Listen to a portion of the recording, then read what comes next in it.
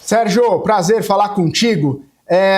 Muita gente, né, tem falado o seguinte, que talvez janeiro ou março, né, efetivamente não faz muita diferença, até por conta dessa transmissão da política monetária demorar um pouco mais, e a gente já vê, inclusive, né, alguns efeitos na própria atividade, o que acaba trazendo maior expectativa talvez o ritmo e a taxa final, né? Eu queria entender um pouco da sua percepção sobre isso, né?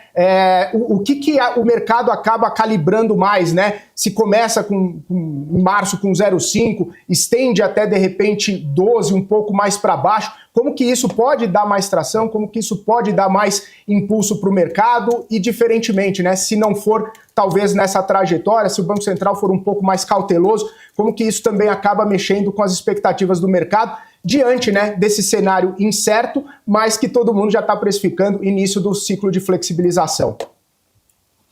Tudo bem, Felipe. Olha, de fato, assim, acho que a gente está chegando próximo do momento que o Banco Central vai fazer essa decisão de corte. A incerteza toda que existe, que a gente vai ficar atento ao longo das próximas decisões, e concordo com você, não é lá tanto diferente começar janeiro ou março, né? O problema é que a gente está falando de um ano eleitoral, por si só muito tenso, e que se o BC demora para começar a cair essa taxa de juros, vai ser difícil imaginar ela chegando a 12. Isso significaria dizer que ela chegaria nesse patamar ainda lá próximo do processo eleitoral, né, na eleição de fato no final do ano. Difícil ver o Banco Central fazer movimento de queda de juros, especialmente porque é um Banco Central que foi escolhido a essa altura ano que vem inteiramente pelo atual governo. Vai ficar um pouco essa questão de um Banco Central durante o processo eleitoral, cair taxa de juros dessa forma, se não vai ter uma leitura de uma conotação política. Não que isso signifique, de fato, uma conotação política na decisão do BC, mas fica essa impressão, fica essa percepção que a gente precisa evitar ao máximo. Né? Então fica um pouco essa ideia, o BC tem uma janela relativamente curta.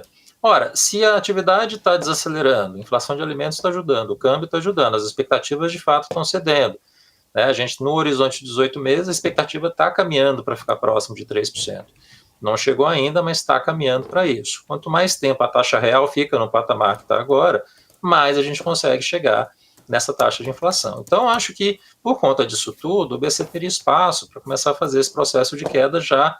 Eu acharia que poderia começar no final desse ano. Então, o BC sinalizou que não é o caso, né? Mas começo do ano que vem, certamente, eu acho que tem espaço. Uma decisão salomônica, digamos assim, né, Paulo e Felipe, ao invés de começar com meio, começa com 0,25, né, faz um processo de queda mais lento. Mas, de qualquer maneira, por conta dos riscos do ano que vem, por conta dos riscos fiscais de 2027, também eu não vejo muito espaço para uma queda muito forte. Eu vejo a Selic chegando no final em 13%. Difícil imaginar muito mais baixo do que isso, dado o cenário de risco que a gente tem para a questão fiscal em 2027. O BC também vai estar atento a isso.